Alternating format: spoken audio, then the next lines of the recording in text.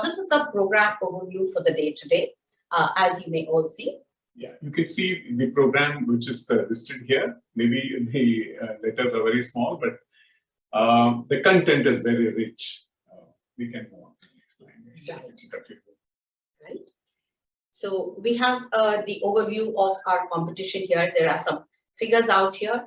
This is the 5th instant case study competition and 3rd Rallis Ray Odikovan Award. And in the final round, that's the second round, we have 12 finalists, of which we have 3 different countries, with one of them is our home country and our home ground students, and 3 from Mongolia and 2 from USA, who were the finalists in the second round. I think I have explained about the workshop itself, about the competition itself, but just a little information about this. We had been doing this entire work over a period of 3 months, shall we? 3 months? Yeah. So we did, it took more than 3 months, in fact, for the entire process to kick in. We had registration. At the time, a very large number of schools had registered from around the world. And then there were issues, technicalities and things like that. So we shortlisted from that point onwards and sent a set of sort of 6 topics. We said that any one of the 6 topics you can pick up to write an essay. So in that round, many people, of course, sort of opted out, looks like. And finally, the essays came in and we scrutinized the essays. A team of my friends from the academia and industry looked at these essays. And then we decided that we shortlist from that essay onwards, because essay takes about 30% of the marks and the remaining 70% goes to the final case discussion. Because at the end of the day, you have to discuss these cases in the classroom. So what we attempted was that once we had got shortlisted the cases and the institutions from where it came, the student teams, we said 3 members, in some cases 4 people also had come in per team. What we did was that we sent them the case from the, Peregrine Global Business School Resource Center. From this resource center, these cases were sent, instant cases basically they were, and the students were expected to discuss and then deliver. So the delivery was basically, because we are online at this point of time, we said, okay, let's fix a 10 minutes limit on this. And final, the round, we have got 12 teams. So here you would get to see all the list of the 12 teams. We have 3 teams from Mongolia who were the finalists and 2 from USA. And all the others were the home teams from India. And it was really a very, very tough. The jury came back to us and said it was very difficult to judge who would come first, but the margins were very, very close, right? So we will get to hear about it at least today. I'm sure it will be a great experience for all of us. We have the very first speaker. We have a few speakers in this workshop. Of course, we thought we would have a panel. But then I said, panel is so boring, you can't be obviously having a panel, especially when so many students here. I really don't want to burden you guys with that. So we said, okay, let's have the gentlemen. We have listed a few of them who would come and talk to you. Talk to you in the sense it's a conversation of sorts. It's not even, I would say that I'll call the gentleman, Dr. B.V. Krishnamurthy first to come in to speak, and then it will be followed by other speakers. And Krishnamurthy, you will understand how big and how intellectual he is in giving you the idea of the future. Now, Alima Jayamansuran is my colleague from the Peregrine Global. She is the Director of Asia Pacific of the Peregrine Global Services. She is based in Tokyo. The next person who will be speaking is Dr. Professor Prema Shankaran. She's an academic, but then a person who had dealt with the foreign exchange, a very complex one. In fact, I myself ran a column on foreign exchange for 15 years for Business in the Magazine at some point of time. And I was very excited that she has this kind of a background. Okay. Of course, my friend Doug Gilbert, who has actually stood by us in the last so many years, giving us the kind of wisdom that is needed, and he's globally renowned higher education quality champion and an accreditation expert. We have Rajesh Halvipur. He is a chartered accountant by profession, he has run chartered accountancy, and in fact, very interestingly, even before the income tax actually got into the IT use, Rajesh had already designed a framework in IT, and he was the PwC last as a director of knowledge services and learning practices. We have Dr. Nandagopal. In southern part of the world, he's a brand by itself. He's from the PhD Institute of Management earlier on as a director. Then he was later in XIME, Xavier Institute of Management. And now he's a Director General of Sri Saraswati Tyagaraja College. And of course, I won't name which faculty, but I'm sure we'd be happy to have some faculty also giving perspective. And those of the faculty who are here, probably if we have enough time, we'll call you out and ask you to join our discussion.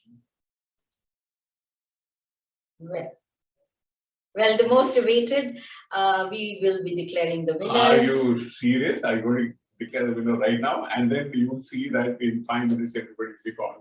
Do you want to do that? Well, no, even then, I think what we can do is to keep the tempo going and the suspense going. I think it's interesting to make all of you wait for the final winner announcements. So before that, can we just begin with our program today? Bit disappointing, of course, I think, but yeah, we have to get on with the job. So I'm going to invite my friend, professor, and he's my mentor too. I call him as my mentor, Professor Doug Gilbert.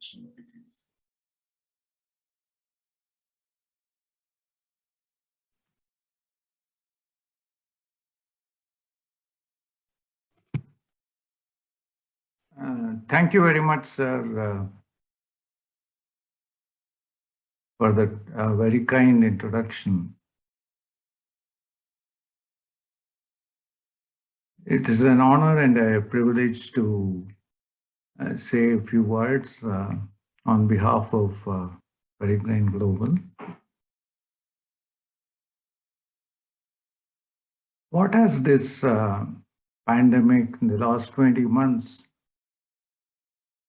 taught us in terms of lessons?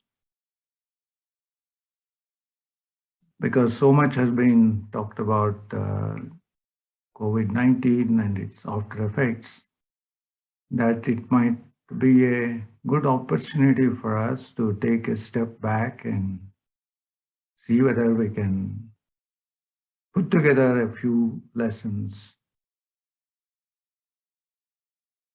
The first that comes to my mind is the power of collaboration and cooperation. For too long, almost 40 years, 41 years to be exact, ever since Professor Porter came out with the notion of competitive strategy. Strategy has been seen as a zero-sum game.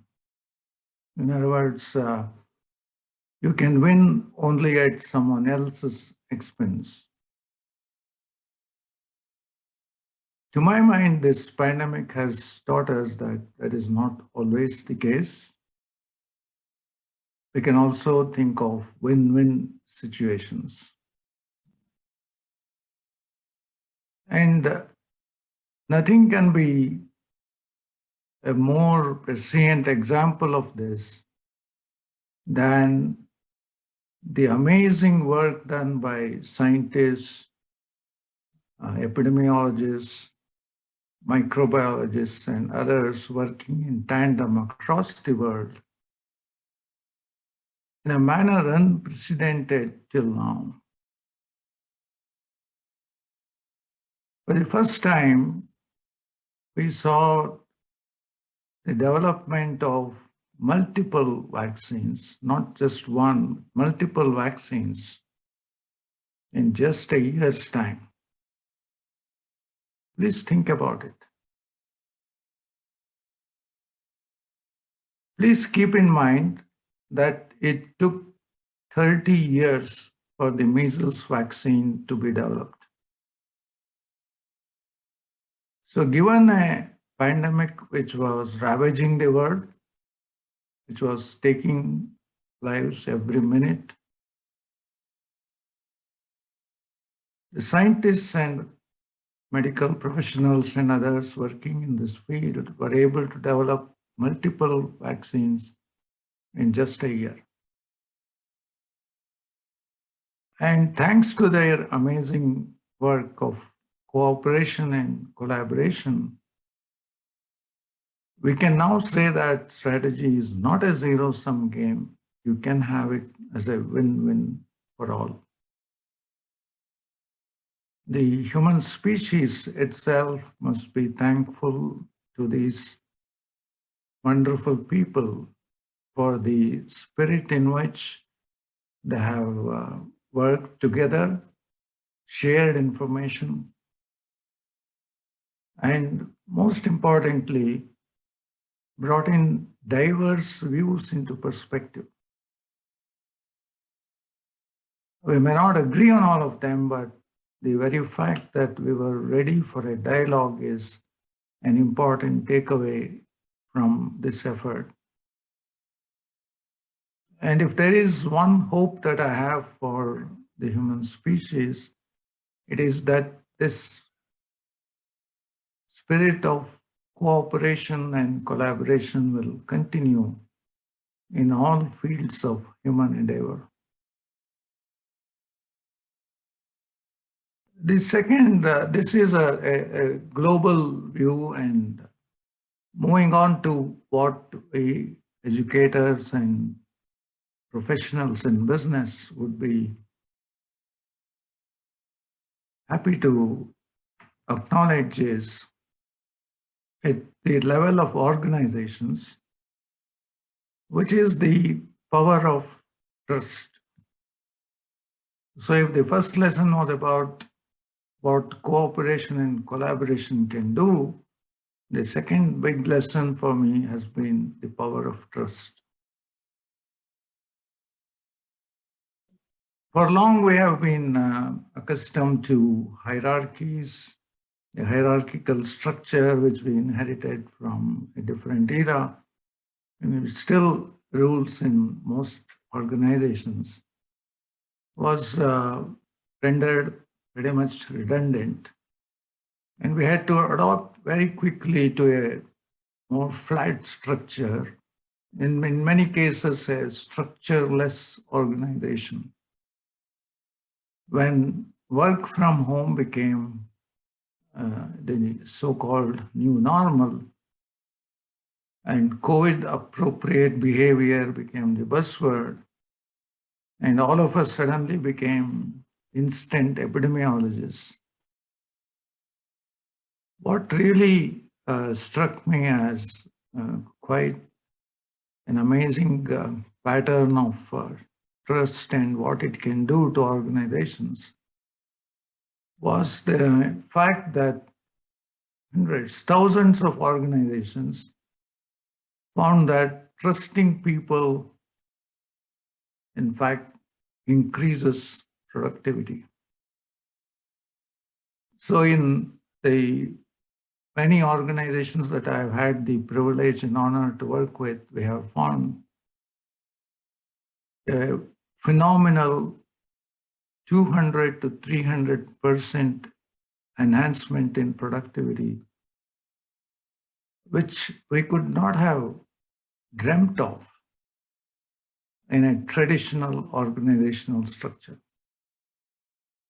We have come to a stage where in many of these organizations, the employees at all levels do not wish to come back to what they were before the pandemic. Many of the office spaces have disappeared, and there are different models. The most famous being work from home forever, to more flexible models like you can work 2 days in a limited space and 3 days anywhere you want, or the other way around. So organizations have found that trust is a key ingredient And when you trust people and treat them with respect, with dignity, they will deliver phenomenal results. So this is a very important lesson for us. And the moment we give up suspicions and skepticisms about each other, I think we will do great.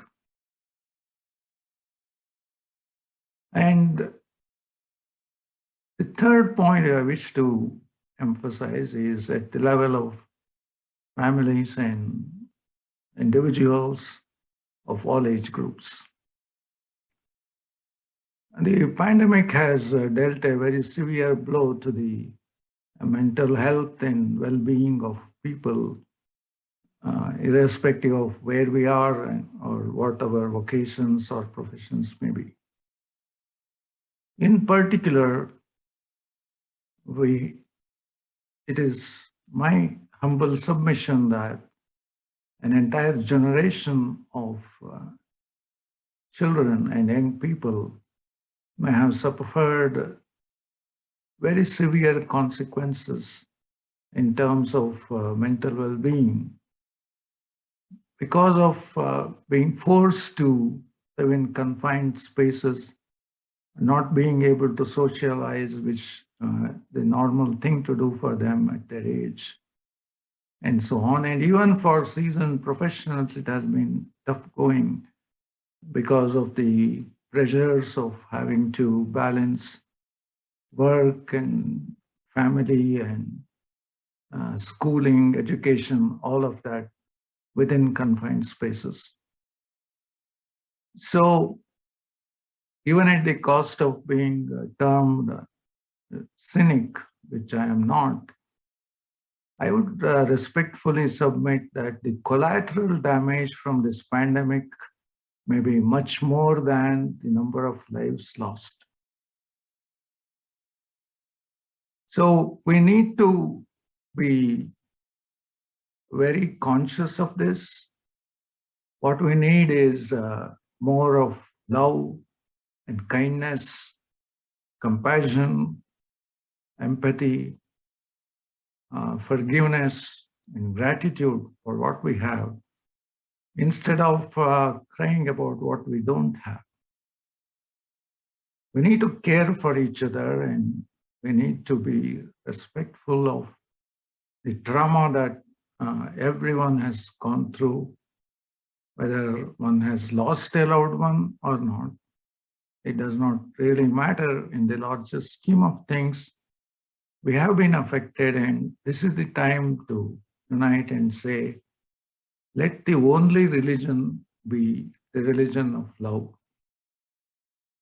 Let us break all other barriers and say, let us move forward as a species, be kind to each other, and be empathic towards each other. So if we can achieve this, and this pandemic 100 or 200 years from now will disappear as a blip in history, but the lessons that it has given us will be a very good signpost for the future for many, many more years. Thank you very much for this opportunity. I wish all the participants of the case study competition well, and I commend the efforts of the winning teams. Bless all of you. Thank you very much. Thank you very much, Professor Dr. B.V. Krishnamurthy, sir. And I think that was a very good, insightful points that you had made, and there's truly a lot of learning for all of us. Thank you very much, sir, once again for being here with us. I would now like to invite the team XIME from Chennai to please kindly switch on your cameras, and then you have 5 minutes to talk about 1 minute to talk about your school and 4 minutes about your experience sharing and your take home from this particular competition. Over to you. Thank you, ma'am. Can I begin? Am I audible? Yes, you're audible, and welcome. We are waiting to hear you. Thank you, ma'am. But before I begin, I would like to thank the organizers for providing us with this opportunity to participate in the 5th Peregrine Global Student Case Competition. I'm Aparna from XIME Chennai. XIME Chennai is one of the leading business schools in India. XIME offers PGDM program with specializations in finance, marketing, HR, analytics, and operations, which is AICT approved, and it also enjoys the accreditation of NBA with a consistent placement records. With physical proximity of the industrial giants and the architecturally exquisite facade, which resembles like the Harvard, the campus provides a perfect blend of industrial sophistication, scholarly temperament, and aesthetic pleasure. So the college's mission is to contribute to the nation by building or by providing a steady stream of competent, value-driven, and globally oriented managers. And I believe we are one such, and that's the reason why we are here today. And in XIME, we believe in creating holistic developmental activities, which shapes the career path of students and allows one to connect with the world. So when we started with this case on augmented reality, whether it will take off in the e-commerce and will it end after the pandemic? As the lockdown began, the new normal, as even sirs mentioned before, the business and consumers went digital extensively. And providing and purchasing more goods and services online, it just raced and it soared. And if you see the global retail trade, it went from 14% in 2019 to 17% in 2020. So we also learned about how consumers are experiencing the AR. And following the trend, the augmented reality has emerged as an innovative tool that allows brand to interact with consumers on through their mobile phones or devices. So AR creates a new digital experience that enriches the relationships between the consumer and the brand, which can be used from anywhere literally. So integration of augmented reality in marketing efforts aims to build a proper consumer relationship, boost sales, and add value to the shopper. So one thing we did the case when we discussed the case, we realized that a Nielsen survey also mentioned that around 51% of the people who were in the survey actually wanted to assess the products through online by using AR, and the retailers are getting a lot of chance to attract their target consumers by different traditional and non-traditional ways. So AR is definitely one of the technologies that they can leverage into. And apart from that, one common thing that we found out was generational marketing is something which is very important, because this is more of a tech savvy thing, and Gen Z is very much comfortable with this compared to the other generations. And marketers and we as marketers would definitely have to look into it. But on the other hand, the conversion rates of several companies have soared up. It was around 94% conversion rate for one of the top companies called Shopify.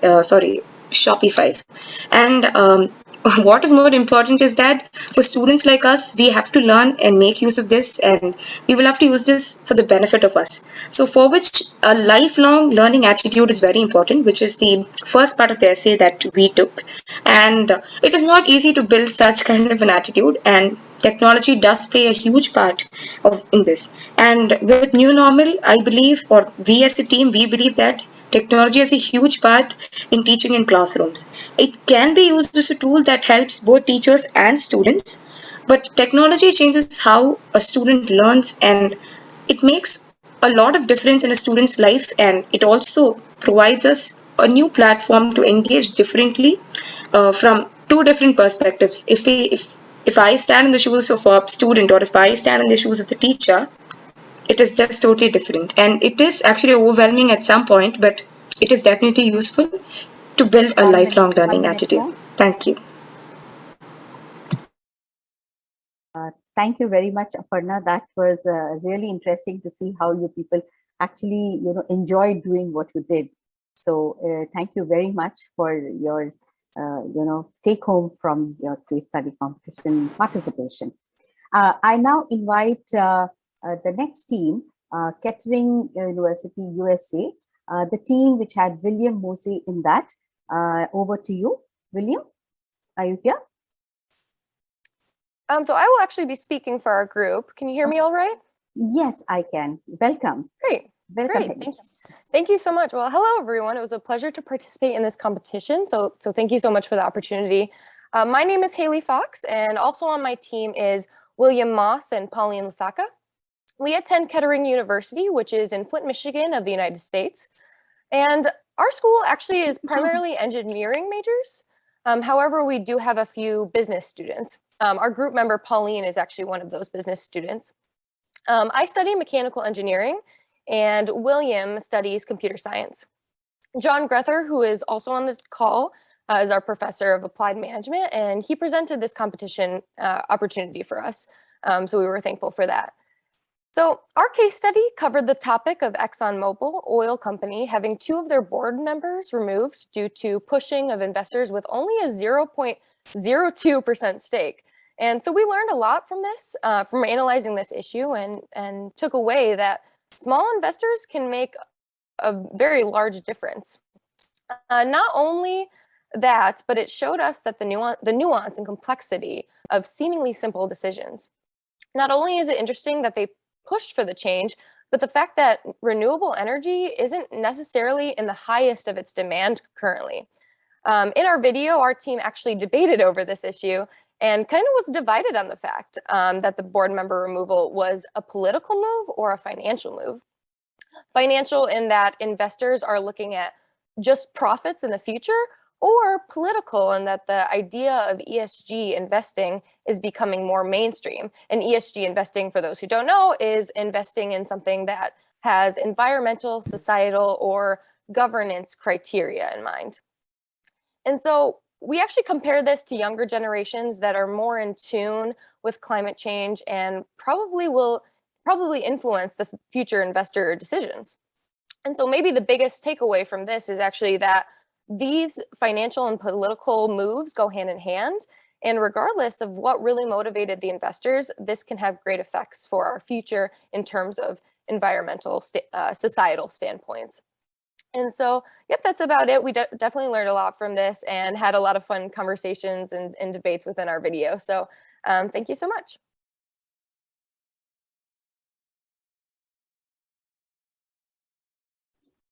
Thank you.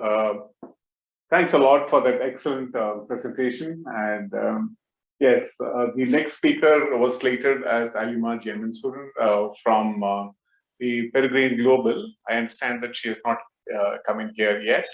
I'm going to invite Dr. Prema Shankaran to come in, please. Can I? Dr. Prema Shankaran?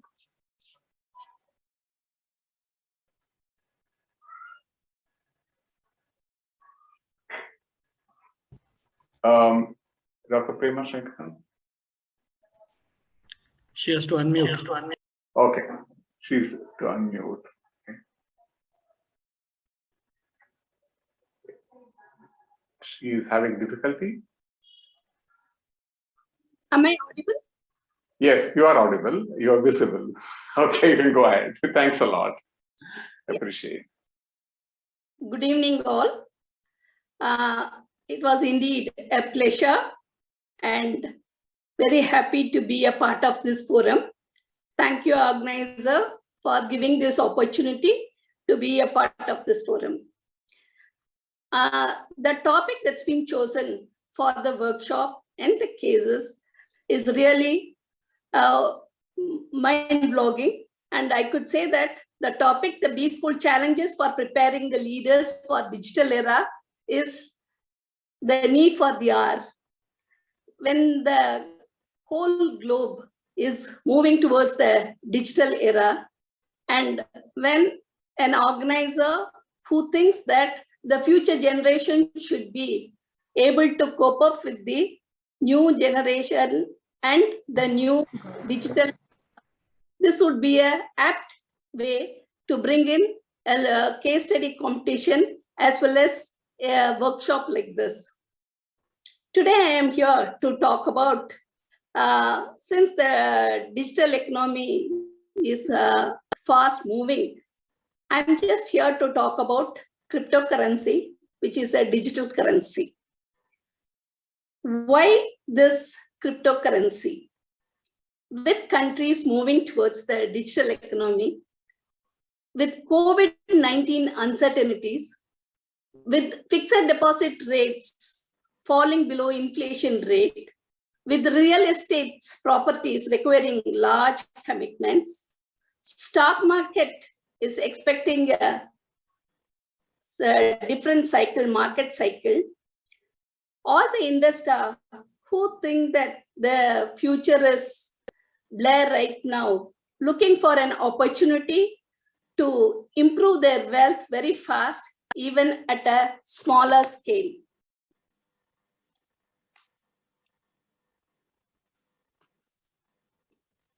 So now let us see, like, I think many of you have got the idea of cryptocurrency, because today, everyday news, it's flashing that India is going to ban cryptocurrency. India is coming up with a new bill for the cryptocurrency. The regulation is going to happen worldwide. Lot of regulation is in process. So this buzzword, as it comes, it would be a major apprehension for the new generation, which is the Z generation, who is looking more for these cryptocurrency investments. What is this cryptocurrency? It is an asset, and it is a tokenized asset. It has a different denomination, like how share market is. Very low barrier for entry. Anybody can enter. Any money could be transferred internationally. You need not be investing only in India. Anywhere, any exchanges across the world, you can invest in this cryptocurrency. 24/7 trading can happen for this. There is no timeline for this. It is based on blockchain technology.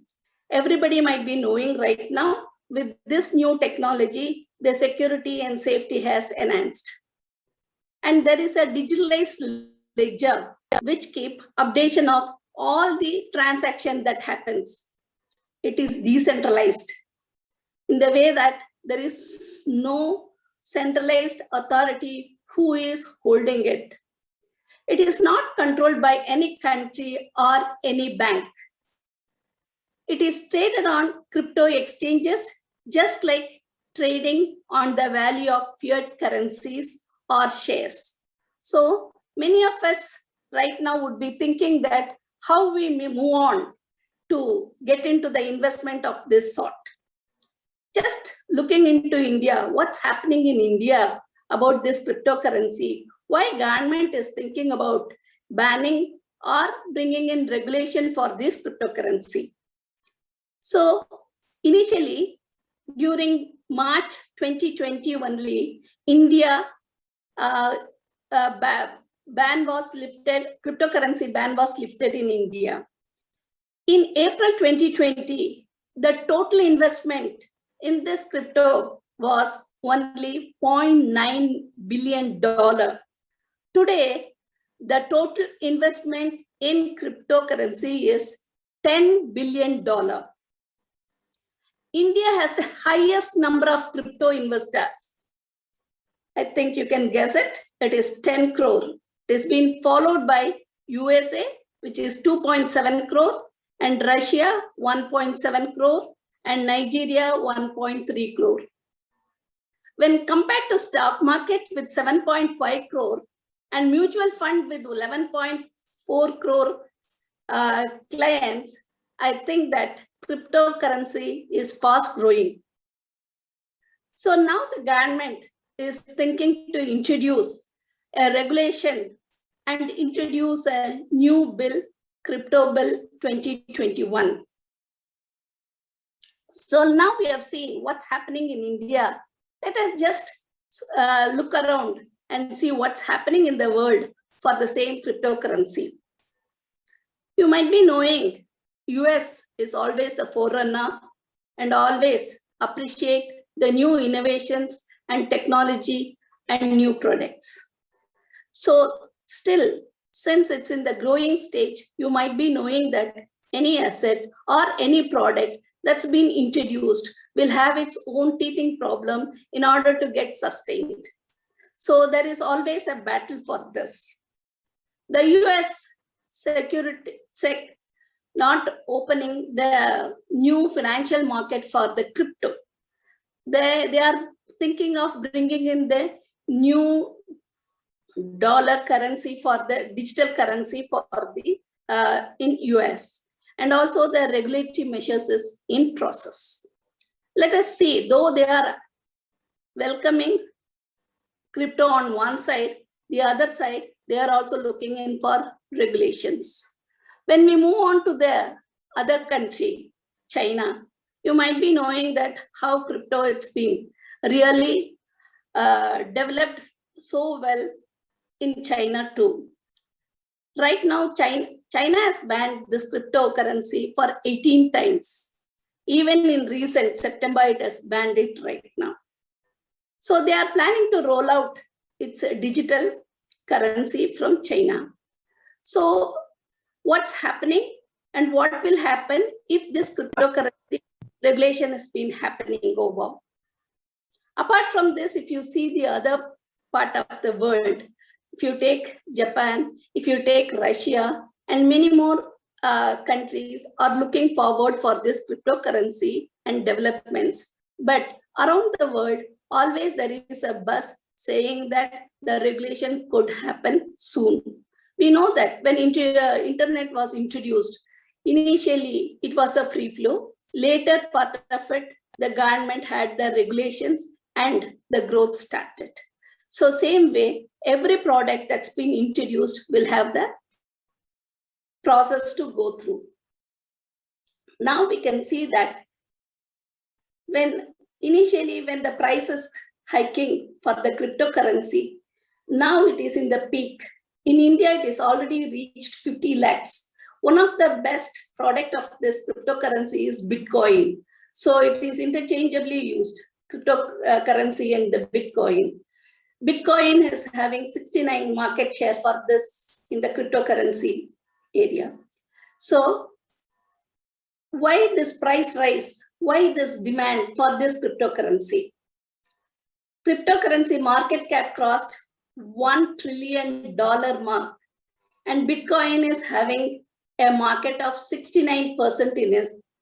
The second product that's in the line is Ethereum. Because the other reason for increase in the demand for the prices, the institutions, the corporate started adopting it. For example, to tell you few, Square, an American payment company, has started investing in this Bitcoins. And another company, MicroStrategy, a public limited company, moved all its cash reserves towards this Bitcoin or the cryptocurrency, and this has made many other corporates to look into invest in the cryptocurrency. The next part would be the PayPal has launched crypto platform. Why a company like PayPal would like to move on to this crypto platform? Already PayPal is having a client of like 40 million people. So as well as it is having a lot of merchants. So when it has a large client base as well as the merchant base, so the payment as well as the receipt could be in the cryptocurrency. So the market is growing over there. Next thing is Bitcoin. If you have gone through little more deep into it, it is having a strategy of every 4 years, the Bitcoin is halving, the value is being halved. So because of that, the scarcity goes up. So the demand for this Bitcoin goes up. The next point would be like, it is very easily accessible to all the public and the bottom line is very high. Thank you, ma'am. Sorry to interrupt. I think we need to, it's a brilliant kind of speech. Just one small thing. What would the business schools benefit at this point of time in understanding this, and how do they discuss this in case? We just say a word and then let's move on into this, because this is a large number of students are here. and they would love to hear this, but at the same time, I think we need to be mindful of the time. Yeah, definitely. Case study is one of the most rewarding experiences. The young budding managers who would be the leaders for tomorrow have to look into this new digital currency, how it is going to grow and being developed. So at one point, ma'am. Sorry to interrupt. One point is that why is RBI is talking about why they should get into currency? This is the most important question I want to answer. Why the government has to regulate it? Why not regulate? They say that we want to get into the currency. This is where the worry really is. Yes. Rajesh, you also might have something to say about this. Sorry, it becomes a little informal, but I think Rajesh, you have a thing on this? Yeah, I can. Your voice is kind of echoing. I think you have some other phone nearby. No, I don't have it. Okay, your voice is regulated now. Yeah, go on. Okay. No, cryptocurrency is a competition to RBI. So RBI will be concerned. Other way around. Okay. I think there is your voice kind of trailing.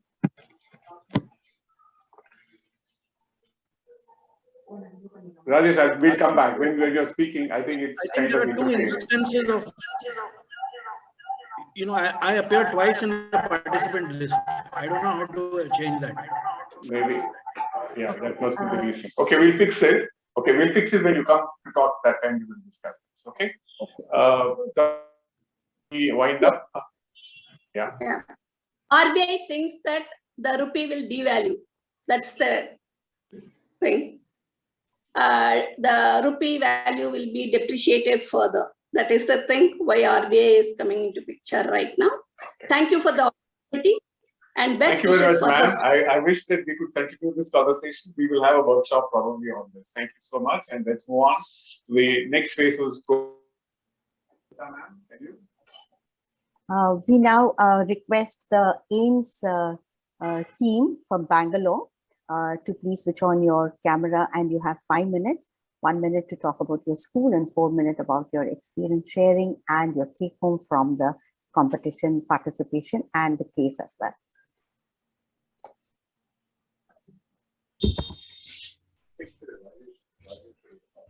Shall we start now? Yes, ma'am. Of course. Yes, students, you can begin.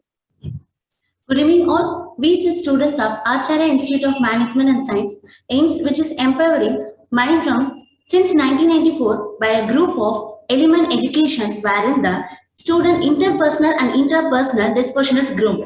AIMS not only believes in academic experience but also provide an atmosphere to students to develop their skills. It has 9 focus centers, which includes AIMS Center of Community Service, Counseling, Entrepreneurship, Excellence, and Sustainability, etc. AIMS encouraged to make use of the international collaboration, which includes ALMA Italy, ICHM Australia, ECD France, ICED Business School, etc. The intellectual capital, the right mix of industries and the academic experience help the student to enhance the knowledge that helps them through their career. Now, over to Anil Kumar to take over the case study and to explain the key points of the case study. So, greetings to all. Before starting with the key takeaways of the case study, I want to start with a simple quote saying, obstacles don't have to stop you. If you run into the wall, don't turn around and give up. Figure out how to climb it, how to go through it, or work around it. So, cyber attack cannot stop the organization from achieving its organizational goals and objectives. But if and only if it can, if it is being prepared for any type of the attack, irrespective of its type. After studying the whole case study, that is how a dated cyber attack brought the stock exchange to its knees, and by answering to various questions or the solutions to the assessment questions and the activity related questions, we actually found out and identified some reasons that why these attacks happen regularly. In our case, the stock market, the stock exchange was focused because there is huge data as well as the cost and the time factor which was involved in it. The stock exchange website, like when they hack it, there is a halt of transactions and the price updates are not being given to it, and then through which there is a stock crash. And if there is a stock crash, then gradually there are huge losses to the stock market as well as the shareholders who are participating actively. Coming to the general attacks, like why these now in the general, the attacks happen regularly because of some barriers. Those would include like the outdated technology and the staffing system and inappropriate preparation for the crisis. These attacks cannot be identified by advanced technology or by any of these specialists because these can happen anywhere and at any time. Huge consideration is involved in it. Like huge consideration is not only involving the financial gain, but also may include personalized data, clients list, customer database, intellectual property rights, and there are many more motives which will also help in committing the cyber attacks. Those would include the espionage, competition, rivalry among the same industry players, or the degrading of the competitors' image in the whole industry. If these there are so many problems, many more. Like when these problems are there are some solutions which we found out. So the solutions to these all problems is that you need to train your staff, keep your systems and softwares up to date regularly, ensure endpoint security or protection, install firewalls, then back up your data, develop digital vault and set up it on the clouds. Then you need to create security awareness training programs to be provided to the people or the public which don't know or don't have knowledge with respect to any type of the cyber security crimes. After these solutions are being provided, if any of the solution is not appropriate or found by the client or the person who is indulged into the crime, like he is a victim, then he is having only one last option, which is to like surrender. He needs to pay the consideration which is involved in the involved in the case, that is the demand which is being created by the hacker. So the demand consideration has to be paid to the hacker by like he need to analyze it, that the consideration which is involved is more than the information which is being targeted. After that, 1 minute. Yeah. Yes, ma'am. Just you have 1 more minute, please. Yes, ma'am. Yeah.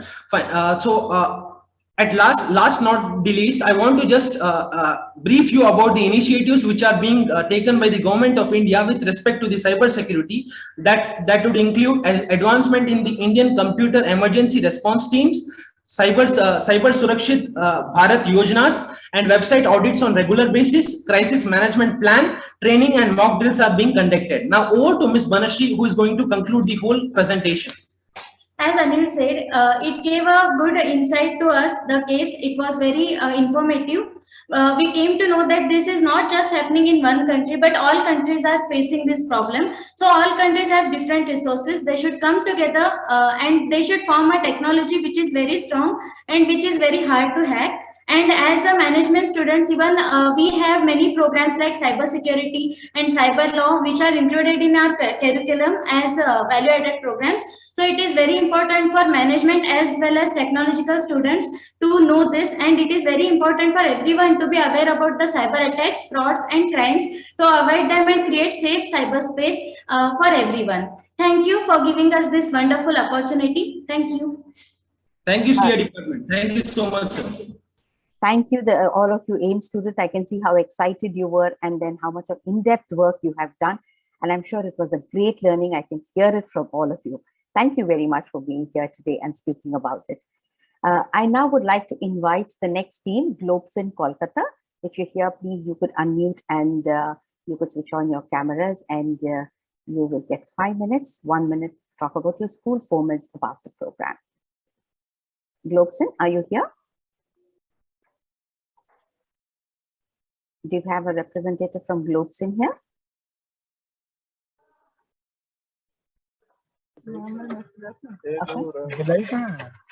Okay. Can you, participants, could you please mute yourself? I request everyone to mute yourselves, please. If there's anyone from GlobeSim, you can unmute and respond to me. Otherwise, we'll go on with the next speaker. Yeah, but the next school is Chitkara here. Do we have students from Chitkara here? Team 1. Yes, ma'am. Team 1, Chitkara. Yes, right. Excuse me, ma'am, could you just please tell the team lead or team member's name, because you have two teams here, group A or group B? Niharika's group, please. Yes, ma'am. Okay. Right. Good evening, everyone. So my name is Niharika, and I have my team Mansi Jain, Pulkit Kapoor, and Piyush Yadav with me today. And we would like to thank Dr. Sandhir Sharma, Dean Chitkara Business School, Dr. Shifali Saluja, Associate Professor Chitkara Business School, for giving us this opportunity and guiding us all the way. So Chitkara University is a private state university approved by UGC and Punjab state legislation through Chitkara University Act. University campus is located approximately 30 kilometers from Chandigarh on National Highway 64. So we have different 14 schools in various disciplines like management, engineering, arts and sciences, applied sciences, and a lot more.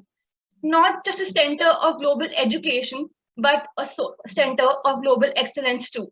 Presently, NAC A+ accredited and one of the leading private universities across the globe.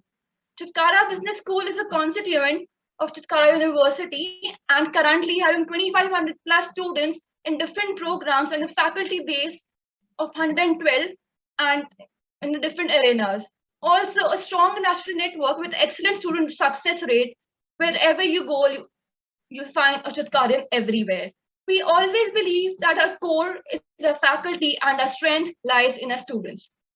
So the topic given to us for the case study discussion was, can a $110 million helmet unlock the secrets of human brain? So this sounds a really very interesting concept because helmets are usually meant to protect your head. Well, if you think about this, because Kernel is a neurotech company based out of California, and they want to start shipping to the whole globe for the Kernel helmets. Kernel helmets is an interesting concept because it's a heavy nest of sensors combined with different chips, sensors, lasers, and a lot more tech things that can analyze and synthesize the human's oxygen levels, brain functions to get what a human brain is thinking and what it is really up to. So this concept is something not new, and this is something a predecessor. Yes, mind-reading gadgets are not exactly new, but usually they used to cost a whole fortune and took up a lot of space, sometimes as much as a whole room. To make on all the fronts of the society, we need to bring the brain online. That's what CEO of the Kernel, Mr. Brian Johnson, said, and he invested 55 million of his money and received much for in fundraising to develop this helmet.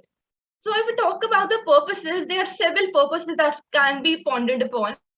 The same helmet can be used in various sectors such as defense and security of a nation or a country, or medical purposes, brain scans. If we talk specifically about IT sectors usually go through a lot. People working in the IT sectors go through a brain drain condition that degrades their mental health. So this can obviously help out IT sector people to regenerate themselves and do get their mental health back. And though this is having some of the small consequences, but if worked upon, this can turn out to be a blessing to the humanity.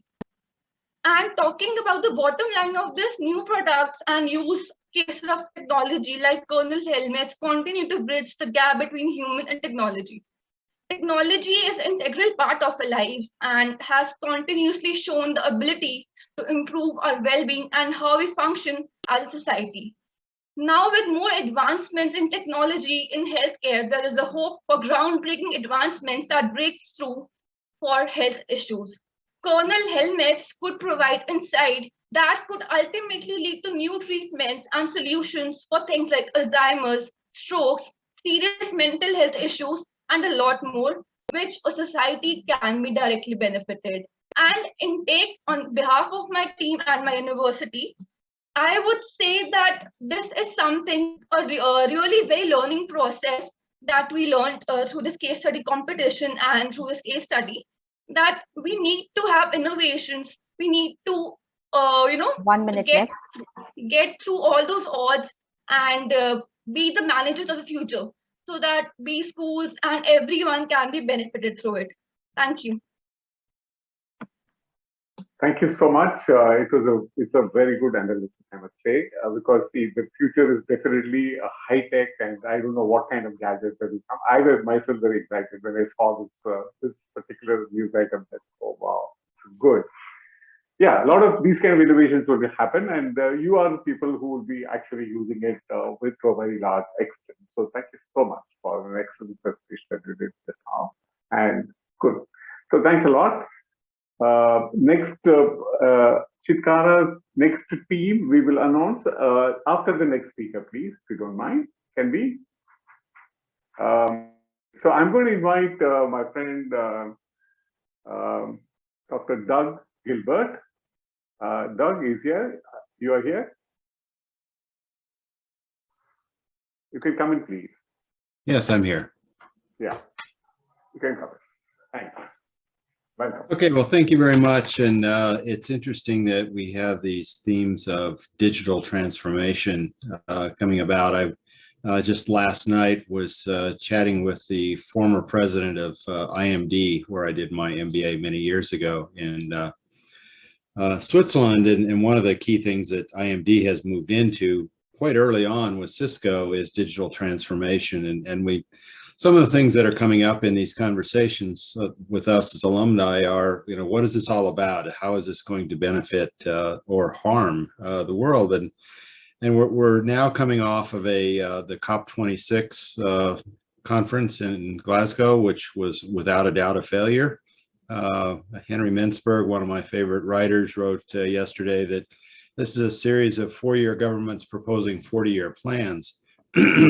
So that probably doesn't bode well for some of the leadership that we see with society. We have all been focused on getting through the COVID-19 pandemic, becoming an endemic, but we have to get beyond this business culture of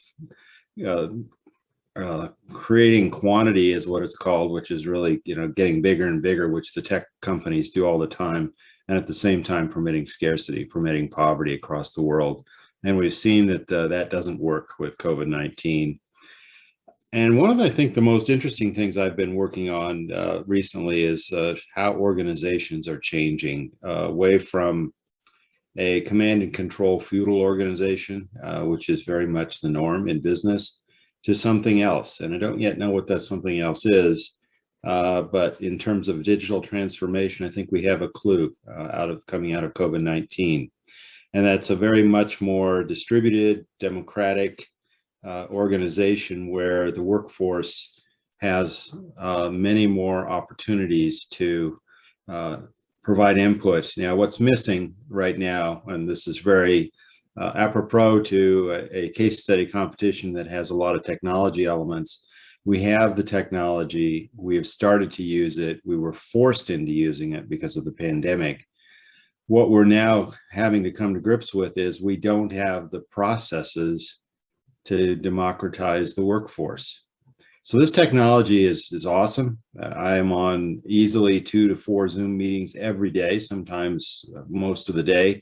Sometimes I get very tired of Zoom meetings, but my ability to be in India this evening, your time, this morning, my time, is a phenomenal ability. And I do that routinely with India, with Central Asia, with even Mongolia, places like that. But what we don't have with this wonderful technology and the speed at which it's developing, we don't have the organizational forms to really create highly functioning organizations. And I think that's going to be your challenge. I heard about cybersecurity issues with stock markets, and oh, is that a problem? When I worked with the Baldrige National Quality Award in the US, cyber was one of our key areas that's a problem. And so as we begin to get different organizations to move beyond these feudal organizations in the workplace, we're going to have new ways of working. That's going to be one of your main challenges. And that's something I think that underlies all of the topics in your case studies is how do we get to a new form of organization? My hope is it's much more participative, collaborative, cooperative. You heard the benefits that we had with the various mRNA and other vaccines in COVID-19 from BVK or Dr. Krishna Murphy.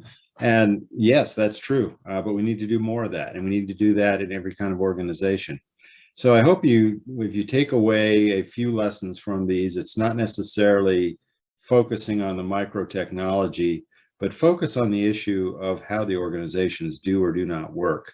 Because all of these technologies can be incredibly empowering, or they can send us to what we could call a dystopian future, which is not a very good place to be. So your challenge and your generation is to try to make these technologies work for the greater good of people in the organization, society. And then we come to this thing about COP26, which I started with. I'm often confronted with people saying, don't you want to save the planet? My response is, I don't worry about that. The planet will take care of itself. We might not be here, a few billion humanoids, because the planet's a lot stronger than anything we can do. So maybe we need to have the humility to respect that. And I think that should come through as we begin to look at how we organize business and go through digital transformation. So hopefully those remarks made sense and enlightened, if not, maybe interested some of you. And again, thank you very much for this opportunity to talk to you. Yes, thank you so much, Doug. And as usual, the last line, you just threw it. As you said, COP26, it's okay, world will take care of itself. But what you said previously to that is absolutely necessary, because people have really be prepared to understand where this technology is leading us. And this technology is also going to cause a huge amount of unemployment, which means basically somewhere the business school students who are there right now in front of us are the guys who are going to bear the brunt. First, not having jobs. Second, having to create jobs for the future. So there is a lot of responsibility that these students really carry. And that's what I believe, from this competition participation itself, they are very much aware. And it's for us to keep telling them where they exactly stand. And I really like the way you said, 4-year people, 4-year administrators plan for 40 years. And we don't have 40 years. So we need to really do these things very, very fast. So these students are going to make the difference. So thank you so much, Doug, for the brilliant speech. I really liked it. And I'm sure our audience would have really loved it. Thank you so much. Now I'm going to invite Smita to announce the next session. I now would like to call upon National University of Mongolia. If you're here, you could unmute yourself and you could switch on your cameras. You have 5 minutes.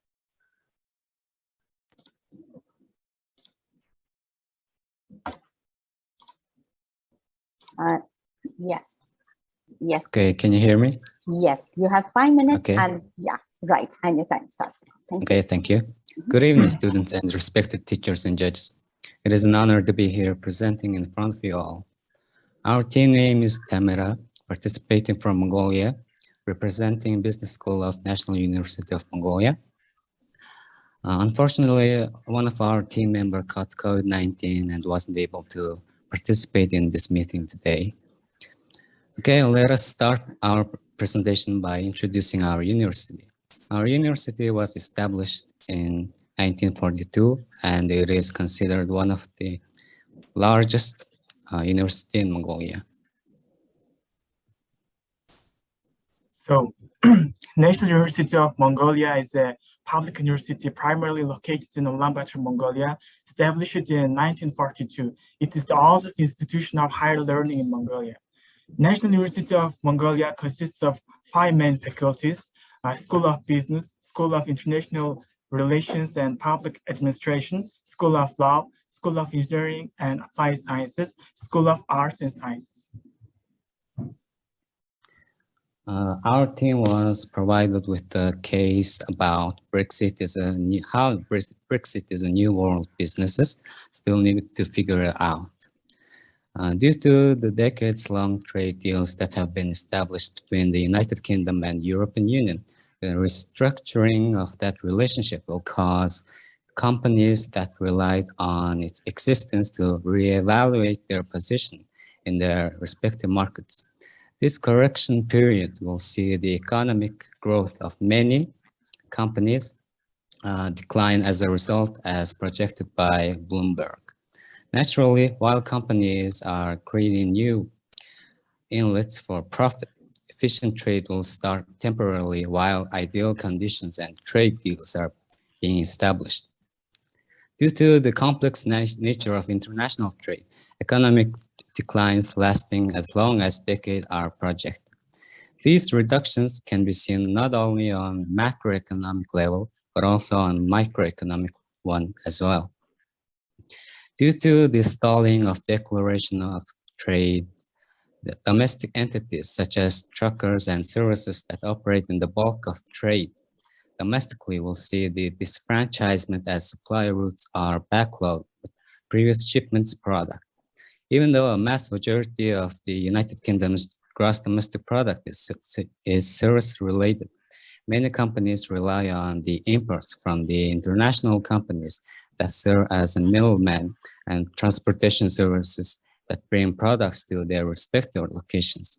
As a result of these backlogs, the prices will shift to the consumer as the aggregate supply-demand of products on the microeconomic level begins to invert.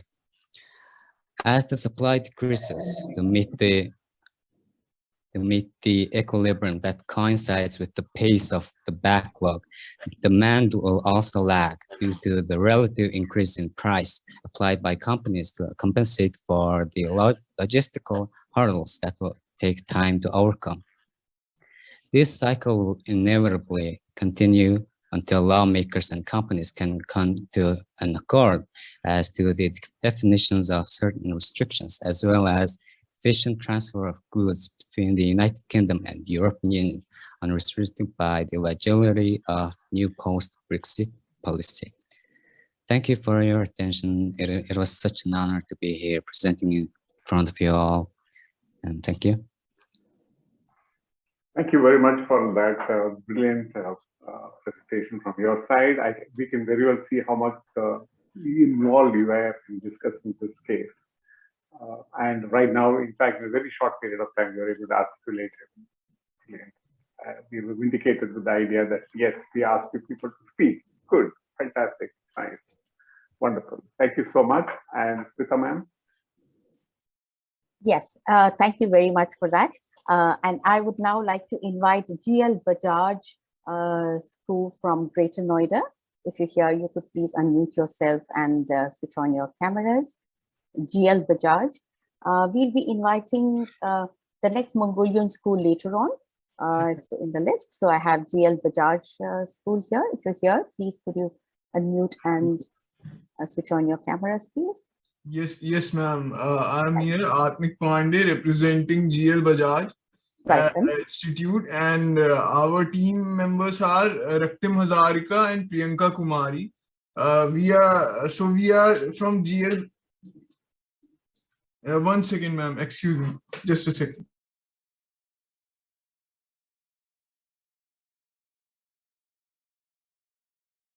So yes, so a very blissful evening, everyone. So I'm from GL Bajaj Institute of Management and Research. So let me introduce something about my institution. That we are ranked 4th in Delhi NCR, and 5th in the whole North India in terms of institutions if we talk about. And GL Bajaj group of institutions also offer some of the courses such as BTech, MBA, PGDM, and BBA as well. Apart from that, 14,000 students are there across India, and GL Bajaj has widened its gap to 10 institutions as well. And more than 800 faculties are teaching right now. So this is whole information about the GL Bajaj Institute of Management is research only. Apart from that, there are other arm of GL Bajaj also, which is GL Bajaj School of Technology and Management. So that deals with basically BTech and MBA students. Now I would like to throw some light upon the case which we have got, which is MBA students get thrown off course by a shift to online learning. So it was basically a survey conducted by Bloomberg, and according to survey, it found out that 40% shift there were 40% students out of 90% who thought the shift for online would be better, while 42% were in favor of on traditional learning only, while 20% of they thought that 20% of their work should be online, entirely online, because they wanted because there was tuition discount should be there at that condition only. And apart from that, I think, well, this conundrum has been caused during the pandemic, as we also saw that online during pandemic, many students weren't able to visit schools or colleges, and that was a part of a major concern. One of the students or one of the candidates from Harvard University also, who was Kyle Smith, also stated that 100% virtual learning isn't possible, as we are a social animal and we need to communicate one-to-one, face-to-face. And many students also think that optimum combination of theory and practice in offline and online would be better. Like the routine theory work, which is more of an analytical part, more of a routine kind of part, which is theoretical concept, could be explained online, while the practical aspects like the dummy industries, creating a dummy atmosphere inside a college, or conducting some industrial visits or industry events would be beneficial offline only, because offline you would comprehend more properly and efficiently. Moreover, the communication part, which is like removing the stage fright, which is the biggest problem of everyone. I guess everyone has some amount of stage fright, and that could be removed by constantly communicating. 1 minute left. Or doing or performing the extempores and group discussions as well. It will improve the efficiency of it. So there are pros and cons as well. Like cons of online learning could be student could be bored, and lengthy hours of teaching could be a bit lengthy, and it could generate a laziness, a sort of laziness in them. However, we can overcome by utilizing some tools like videos or anything interactive would be beneficial. Technology is also playing a major role. In online it is, but in offline it would play a major role in coming times. For example, modeling through different types of modeling like financial modeling or marketing modeling would be beneficial in terms of pictorial depiction, along with the theoretical concepts being explained. So thank you, everyone. You're welcome, Advik. It was a brilliant way of summing up the whole thing. Basically, we are looking at hybrid way of learning, looks like, right? That's what you're basically attempting. And definitely there is a room for outside interaction and things like that. And you are definitely bored when you're sitting here and staring at the screen. This is absolutely there. But then the issue really is that how many years before which this thing is going to become the normal than, you know, the way we were attending classes. But you already have proved the last 2 years that all of you are capable of sitting in front of the screen and learning, which itself is great. And we are still understanding how do we reach out. So let's see, we'll work together. Thanks so much. Thanks for the... Yes, sir, go on. You finish. You said something. Okay, all right. Thanks a lot. I'm going to invite now our friend Rajesh Halvipur to come in, please. Rajesh? Yes. Good evening, good morning, good day to all of you, whatever is applicable. Thanks very much to the Peregrine Global Organization for catalyzing such an event. Thanks very much to the CR team for doing a very competent job about it. And last but not the least, thanks to Mr. Raman. Okay, I'm not going to waste too much time talking about the case studies because they have already been judged, etc. But what I will talk about is the challenges that B schools will face in the digital era. B schools have always been at the forefront of using technology, but I think now the pace of adoption and growth in technology solutions is mind-boggling. It's becoming an avalanche. It is no longer a trickle here and a trickle there. And we used to think that digital will change everything. Actually, it has already changed everything. For example, and I'll give a few examples from the Indian environment. India's largest paint and varnishes company is now more a technology company than a paint and varnishes company. They sell because they have data which can predict the demand. Do you have any problem with my internet connection? Is it okay? Can you hear me? No problem. Perfectly. Okay, no, I got some message saying your internet connection is unstable. No, it's a little this thing. I mean, it's not so bright or clear, but you're okay. So in India, there is this company which has now become a data-driven company. I mean, they sell paint, but they sell paint by actually by delivering to each of their dealers thrice a day.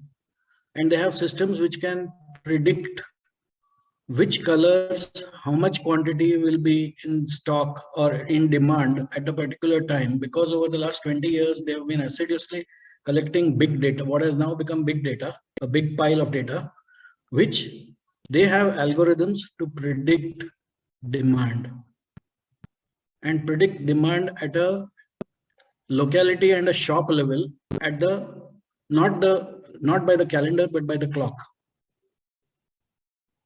This is difficult to believe, but this is a data company. I'm referring to Asian Paints in case you have not guessed it. The Indians among you will have guessed it. Now in India, there is a single company which actually has a stake in the largest job search site, the largest food delivery site, and the largest matchmaking site. Can you imagine that? It's owned by a single company, controlled by a single company called Info Edge. Now, which are these companies? You can go ahead and guess. Now, because of this, I mean, we can say, I mean, without giving too many more examples, I could give 10 more examples, but there isn't the time. So because of that, I'll just go to what we need to do as a fallout of the adoption and rapid growth in the use of technology. One of the biggest challenges that B schools will have to face is to build and maintain close institutional interface with all companies which use AI and other big data and other technological solutions. They may either be users of the technology or developers of the technology. But B schools need to interface with them for their students' sake and for their own sake, because otherwise they will not know what has hit them. Second is second biggest challenge for B schools with reference to what they need to deliver to students is to have them build knowledge and familiarity with such technologies. It's not enough to just read about it. It's actually, you have to get your fingernails dirty. You have to work there. And working there doesn't mean working by going to a place. These companies are completely digital, so you can actually do internships and you can actually do summer assignments sitting where you are, if you can develop the interface with them. In fact, no longer now you need to be at a place. You are at the place where you are supposed to log in. That's it. So if you are in TCS, you log in into your account and you are in TCS. It doesn't matter which office of TCS. So is it with every technology-driven company. It's no longer new. Then the biggest challenge of all, which a couple of speakers before me have adverted to in part, is how to build fellowship and personal networks. One of the biggest advantages of being in a B school is that you are part of a batch which will become 5 years down the road, middle level managers at least in very big companies. So they are your first institutional, what shall we say, network. They're the first guys and they will help you because they have been with you, because you have shared memories. But working from home, working offline does not create shared memories. That is one of the biggest problems. And 90% of learning in any school, not just B schools, even in engineering or wherever, is not from teachers. 90% of learning is from your co-students. Now that won't happen to a large degree with technology. I don't know how, but that's a challenge that most B schools will have to gear up and fill the blanks in. COVID has tipped the rock down, and now the change, it's become like a snowball. It's tipped that snowball, small snowball down, and now it's gathering speed and becoming larger. So it's becoming an avalanche, and you can either take advantage of it and let it pass by you and take advantage of its speed or whatever, or be steamrollered by the avalanche. I think most of these, this has covered most of the challenges which B schools face and which managers and students of B schools will have to also face. Today, a company is nothing if they don't have an app. So now none of you can ask the question, "Hum app ke hain kaun?" Only the Indians among you will make sense of it. So this is a very local dialect. So I don't think it's impossible, but it is challenging. And all these challenges that I have mentioned will have to be addressed in some degree or the other. And it will actually result in a shakeout, where the smartest students may not emerge from the biggest institutions. They will emerge from the institutions which have the strongest interface with the technology-driven companies. That's it. Thank you very much. Thank you very much for a patient listening. Thank you, Rajesh. I think the last time you said is absolutely right. It's not basically about branded equity, brand equity or branded institution. It's more to do with two things. One, of course, the individual student's own ability to learn offsite. So that's the reason why we are talking about lifelong learning. And people are going to get into this mode big time. Second thing, of course, is the institution itself should be learning. That's the whole point. Our conference was basically aimed at that. We were basically trying to tell people, saying that, listen, guys, you have to learn. And then your students are going to drive you if you don't. So my point is very simple. 8 years max down the line, the students will be sitting in front of you in the classroom are going to be so smart and so technologically savvy that as a faculty, as an institution, if you don't grow, you're going to be in trouble. This is the future. That's according to us at this point of time. So let's see the fun as we go. We are not our stakes are only to advise, so we are okay. So thanks a lot. Brilliant. Smita ma'am. I would now like to invite the Chitkara team, which is who's Satyam Pandey, who's the team leader for that. If you're here, can you please unmute and switch on your camera, please? Chitkara? Yes, ma'am. Right. Welcome to the program. Hello, good evening, everyone. You have 5 minutes, right? And 1 minute for your school and 4 minutes for your school. Thank you so much. Thank you, ma'am.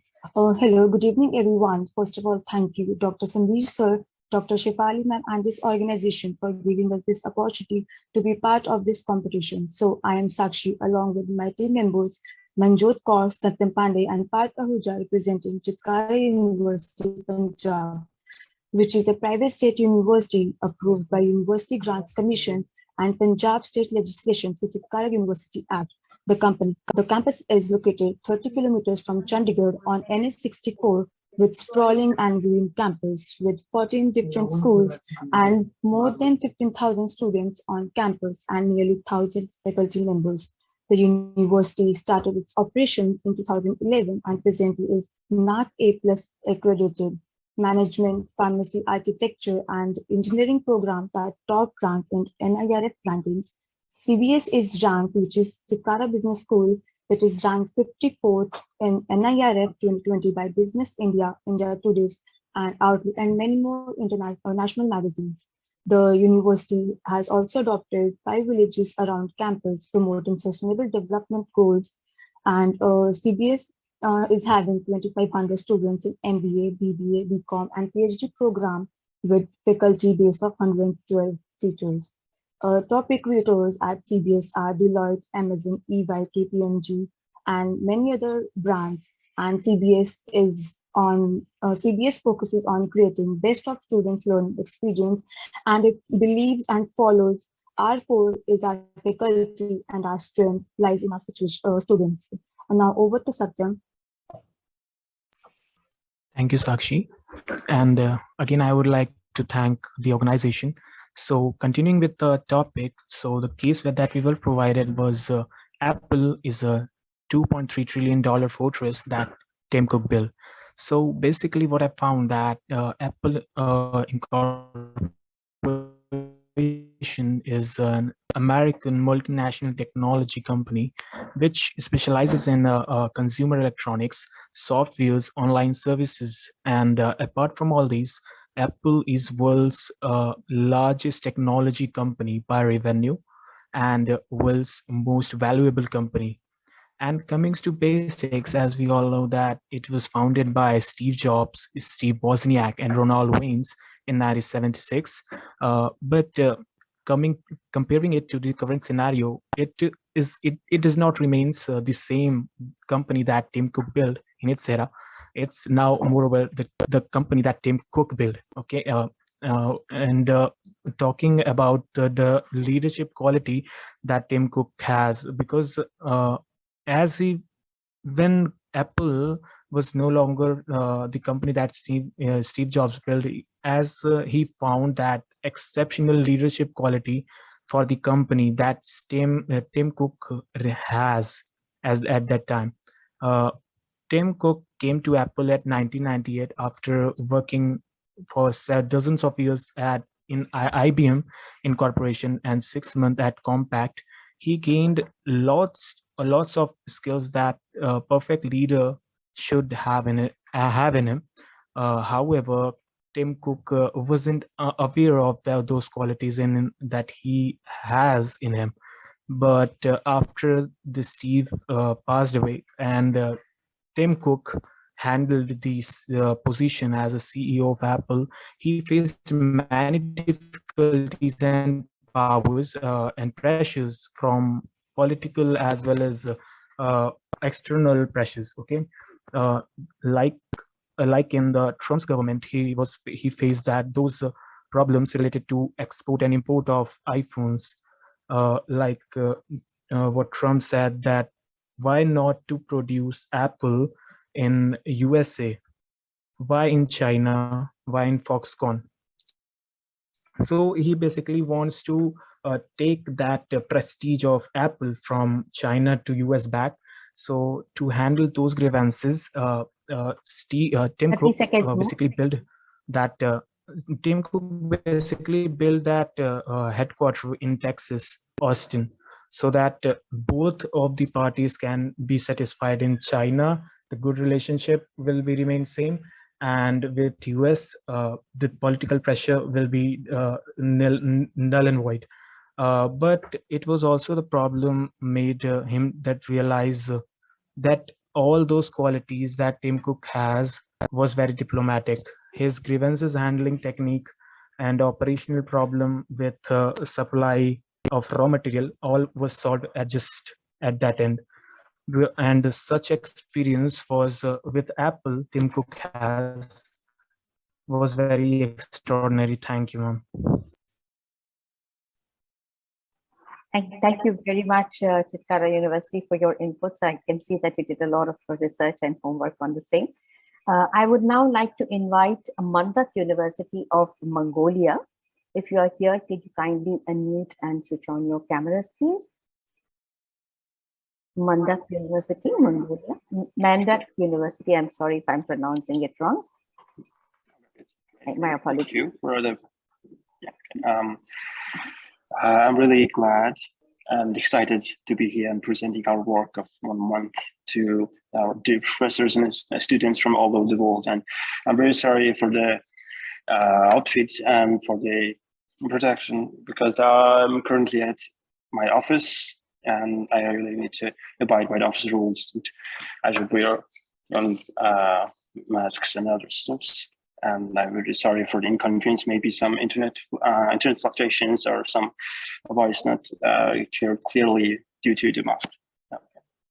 And our school name is the Manduk University, and the school was founded in 1993, which is a relatively young school in other universities in Mongolia. And our school is presumably named as one of the best school that provide workforce with accounting sectors, and I would say that it's maybe #1 in Mongolia in for accounting sectors. And 3 years period, our school started as a new economic class program, and I'm the first graduate gonna be in this autumn, and I'm a senior student of this class. And due to some circumstances and COVID circumstances, our 2 members couldn't participate in this meeting, and I wasn't originally prepared to present, so I'm very sorry for the inconvenience. So our topic was the kernel helmets, and there was actually kernel flukes and kernel flow helmets. This helmet's main function is the technology is to measure electromagnetic activity using the magnetometers, which allows us to see what parts of the brain which light up during the certain activities, and it can be used to study and help quantity brain functions like emotions and memory and hearing and even more things. And for the kernel flow helmets, and the kernel flow is a non-invasive interface that utilizes optical brain recording technologies and fire lasers pulses into the brain to measure chance and plot oxygenation and establish patterns in brain activity.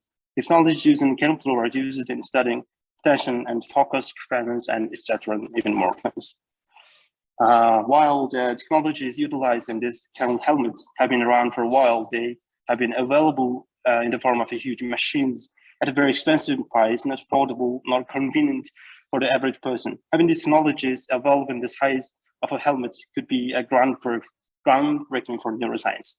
And as our team concluded that we listed many uses for the helmets, but as we see it, the top 3 uses for it, the first one is and control and manage the minds of the athletes, and the second one is all types of business are used for exploring consumer behavior, which is a marketing use, and the third one, which is the most important one, is in clinical trials and experiments, especially in mental health.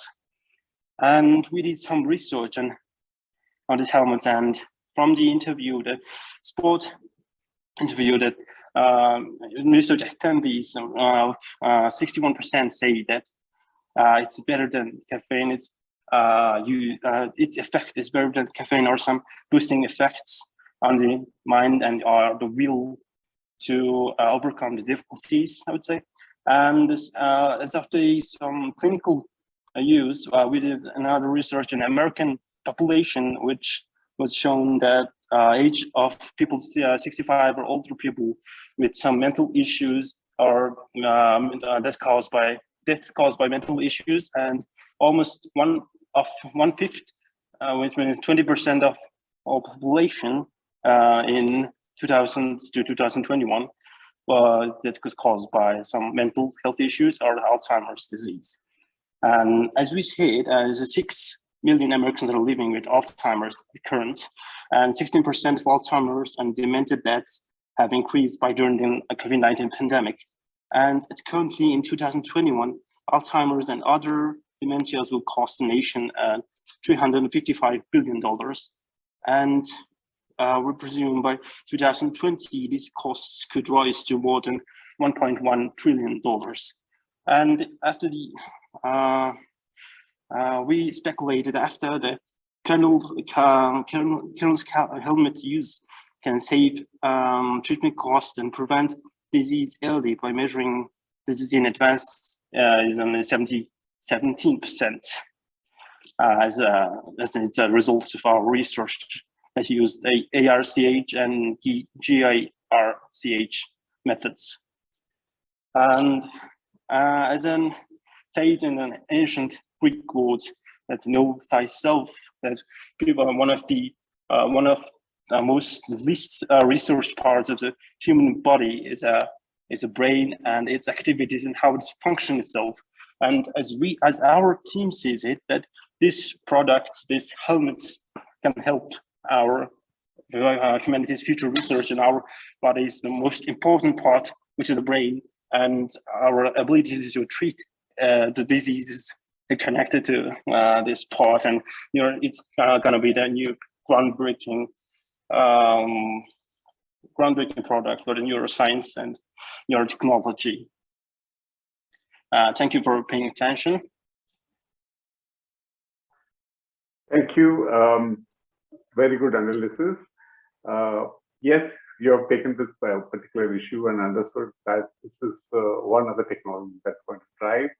I think there's a lot of excitement about this. This is the first product that has come in, and which is why we are all very excited to see that the neural part of the future computing is taking place already. There are products already coming out. So this is the beginning. I'm sure there's going to be a lot more of this technology as we go.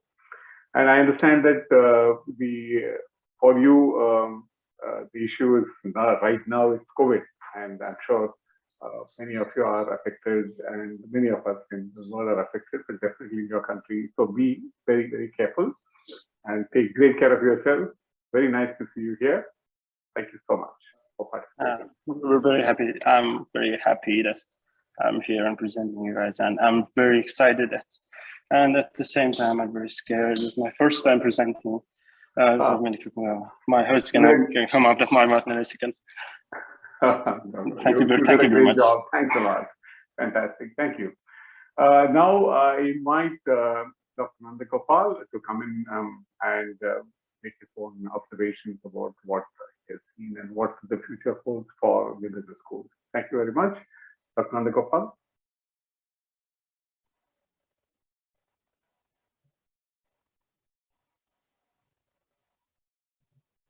Dr. Nandagopal, you are there. Okay, it's taking some time, it looks like. So I would think that we should move on to the next program. He will come in after the next team has spoken. Ma'am, you can announce. Yes, as we are waiting for Dr. Nandagopal, we can have the next team, Ies Mumbai. If you're here, you could please unmute yourself and switch on your camera. You have 5 minutes. Please stick to the time. I would appreciate. Ies Mumbai, are you here? Yes, ma'am. Yes, ma'am. Right. Yeah. Okay. Thank you so much. Good evening, everyone. So we are from Indian Education Society, Research and Management College. We are basically in Mumbai. Our college was established in 1998. It is one of the India's oldest public charitable trust committed to education and successfully running 67 institutions. So we are recognized as one of the premium management institutes, and we believe in value addition through education, which has been manifested through a whole spectrum of program and industry-oriented activities. further will be continued by Radhika. Thank you, Rahul. Good evening, everyone. So today I'm going to talk about the topic which was given to us, which is 6 more business leaders on what it takes to survive the pandemic economy. So me and my team members, we did go through the case study, but we thought that it was important for us to conduct a survey from our side to understand the topic in a really deep manner. So we conducted surveys. We also had taken personal interviews of small business owners to understand what were the actual problems faced by them and what was the help provided to them through government or through financial institutions. Because when we talk about the big companies, we can read it through newspapers or even in the TV, we come to know about the same, but the effect on small business owners is really bad. And also we realized that the small business owners, they have a more difficult time to execute than compared from the large companies in navigating the various pandemic rules from the government agencies, and also how to find new ways to develop a stable revenue streams when many consumers were not going out anymore. So it was really difficult for them because small business owners are not very much used to social media. They don't have their own applications. So in detail, we have studied their problems, and also we have referred what were the problems faced by them and what were the solutions given to them and the help provided to them. So yeah, that was all from our side. We thought that the research was more important. So we referred the case and also we took out our own research and then we came to a common conclusion. Thank you. Thank you. Thank you. Thank you. That was a very brief and very precise kind of points that you made. Yes, you also attempted a survey, which is quite commendable. That's the term. Yes, any time when you're discussing a case, if you're adding your own survey, it definitely adds tremendous value to the entire discussion. So I really appreciate that. It's a brilliant way of handling this issue. So thank you so much for involving this kind of a thing. Yeah. So, ma'am, can we ask the next team? I would like to invite Dr. Nandagopal if he's here and he is able to unmute himself. Dr. Nandagopal, if you're here and you're able to unmute yourself, you may come on, please. It's your Dr. Nandagopal. Yes, I see he seems to be still having some issue.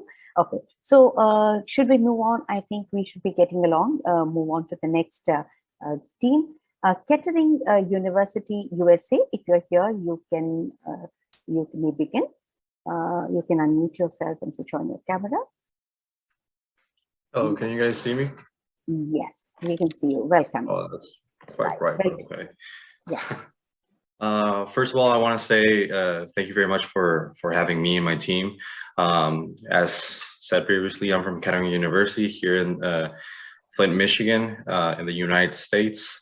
And Kettering, like the previous group said, Kettering is a university that mostly focuses on engineering, but we also have some other degrees like business, for example, where in this case, my team, none of us are from the business major. However, we have all of us have work experience, so we know how to develop and how to engage with other people when it comes to assuming a role of leadership, or how to have effective communication outside of the school and in the school. And if we go into the takeaway for my instant case, it was the care of dying with human touch, or the hospice care during the pandemic. So for this was an interesting topic for all my teammates and including myself, just because we are all somewhat related to people that study in the medical field, or we have family that that suffered through of COVID. So getting to learn a little bit more what happened behind the scene was something really interesting. So one of the challenges that hospice care really experienced was the shortage of staff. A lot of people were saying, you know what, I don't want to work if I'm going to be if I'm going to have a high risk of being if I get COVID, or I don't want to be in this type of environment where I can work in some other place, earn more money, and then just stay here and have a higher risk job. So the medical field experience a really devastating blow to that. So even right now, the medical field, it's in a deficit. There's a lot of job openings here in the US where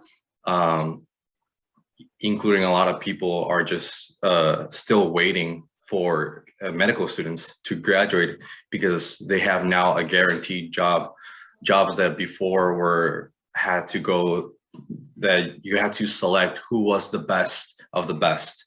Now it's like, hey, we need people. We need somebody that is able to fill this role. So if you were not the greatest or the brightest, you're still guaranteed a job. And especially now, because all the training that the medical students have experienced so far have been, okay, you have a video. The virtual training is now being exercise where people look at videos, do virtual, like a VR, virtual reality training as well, before going to their clinicals.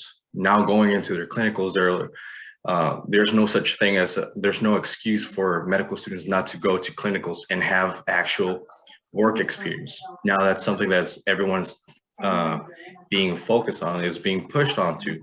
So that's one of the things that we can see now in today's day. Another thing that a lot of people have suffered, and this is not only the medical field, it's everyone, it's the fact of the lack of communication within team members or just the entire organization.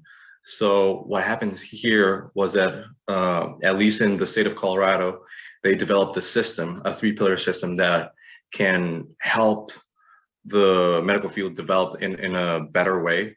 And by this, I mean, okay, if you are worried about not having going to a place and not having enough resources, like at the beginning of this conference, somebody said something about not having enough beds or not having enough equipment, safety equipment.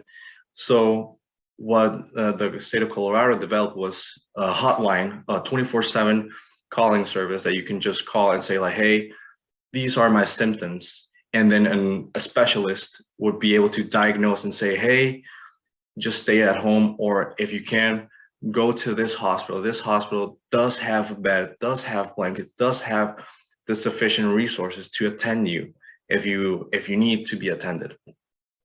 So all of these things are now super important. And I think for the hotlines and this system that can create a better and more efficient work environment is going to stay.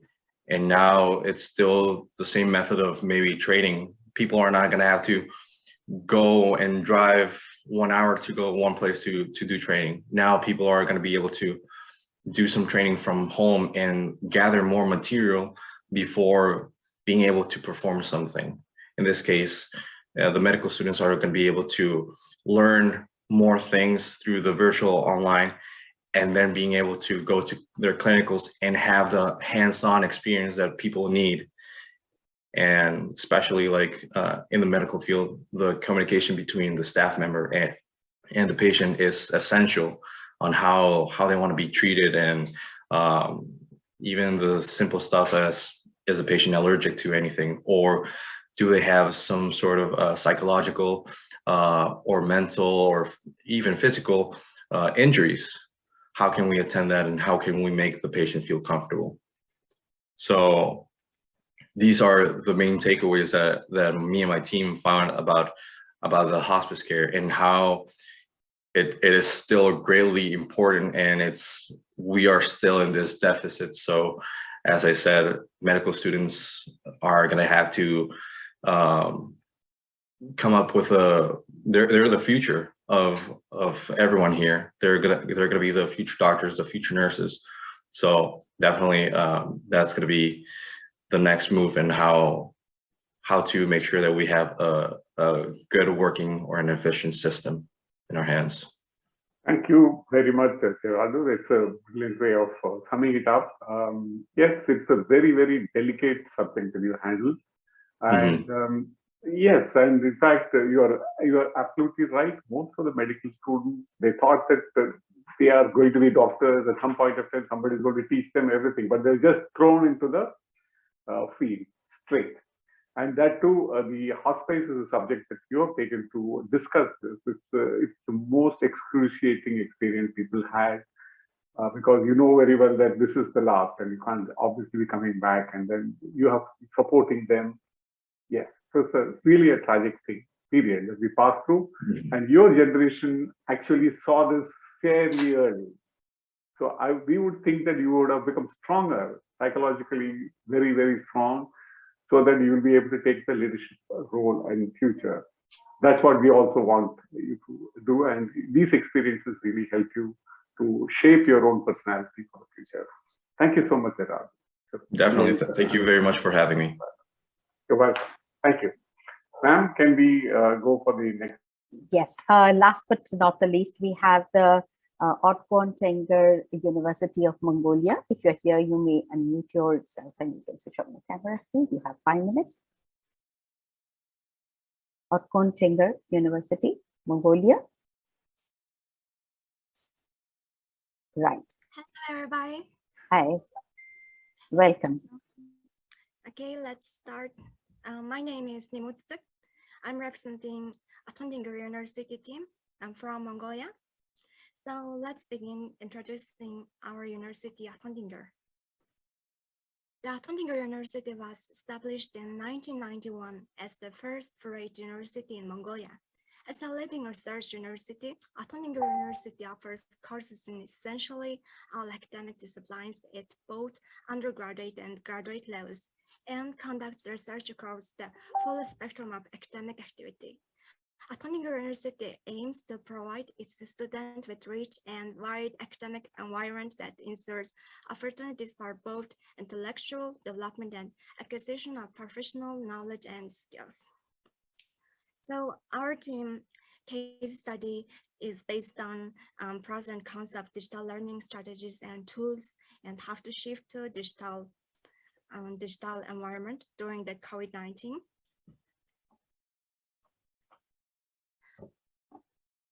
COVID-19 has turned the world upside down. Everything has been impacted. How we live and interact with each other, how we work, how we communicate, how we move around, and every aspect of our lives has been affected. When the COVID-19 pandemic broke out, much of the world moved online, speeding up a digital transformation that has been underway for decades. Over the past 2 years, the COVID-19 pandemic has contributed to the increase in our collective dependence on digital technologies for our professional and social recreational needs. Digital technology served as a crucial economic stabilizer during COVID-19 by accurately tracking down confirmed infected cases, moving a lot of economic activities online. The COVID-19 pandemic forced education all around the world to operate remotely. Much of literature on digital technology used for education as the result of this dramatic shift. The majority of activity present in this educational category includes teaching, learning, communicating, and transitioning from face-to-face to online. Children with at-home internet access began attending class remotely. Many employees started working from home, and numerous firms adopted additional business models to maintain operations and preserve some revenue plus. And somehow, internet traffic in some countries increased up to 19% shortly after the outbreak, underscoring the digital acceleration that the pandemic sparked. While these activities demonstrate the tremendous potential of digital transformation, the pandemic has also accentuated the gaps and that remain. But somehow there are some issues that need to be fixed during the digital transformation. Less than half of households around the world have access to the internet, while 73% of urban households possess television. Only 38% of rural households do so. The pandemic risks aggravate the learning crisis and leave the most deprived children behind. And COVID-19 crisis reinforces the need for a coordinated rule of government policy approach to digital transformation. This requires balancing act that will not be the same for all countries, as cultural, social, economic factors influence the most suitable policy environment. With lockdowns and social distancing measures forcing many businesses and schools online, the COVID-19 crisis has enforced the importance of communications and services, addressing urban divides and access to broadband and underserved social economic groups, and upgrading networks to the next evolution of fixed and wireless and broadband, and enhancing access to and sharing data can help economic and social benefits. And COVID-19 crisis governments must work to ensure that all workers are equipped with skills necessary to succeed in digital economy, and must do more to enhance use across small and medium-sized enterprises. As a fundamental driver of digital transformation, digital innovation gives rise to new goods and services, creates opportunities for new business models and markets, can drive efficiencies in public sector and beyond, boosting entrepreneurship, enabling the further digital transformation of scientific research, and incentivizing investment in research and development can support robust response to recovery from the crisis. And as people spend more time online during the pandemic, whether for work or school or social interaction, extra attention is needed to support their well-being. Also, we should seize the opportunity to address the diverse range of social issues that the digital transformation raises, and including questions around data-driven healthcare, disinformation, and the screen addiction, among many others. Regardless of how the crisis and its aftermath unfold, there is no doubt that digital technologies will continue to transform the way we live and work. The emergence of 5G will further fuel the production of data, adding richness to ongoing policy discussions around the data governance and privacy and security. These issues may become more acute experience with the cost and benefits of increasing automation. So digital transformation is a great way to adapt in this COVID-19 pandemic situation. Thank you for paying attention. Also, thank you for giving us this wonderful opportunity to be part of this competition. You're most welcome. We really enjoyed the summing up that you did of a very, very serious issue that we all face, and we are still facing it. And but at the same time, what really we liked in the way you just now summed up is the positive vibes that one could get from what you are discussing just now. Your team seems to have really gone through this whole aspect with a completely positive, future-focused kind of approach, which is what struck us as being very unique. Thanks a lot. It has been a very, very good presentation from your side as well. Thank you. And I think this closes all the team presentations that was ma'am. So we will move on to the next most exciting stage of this particular workshop, which is to announce who were the winners. Thank you.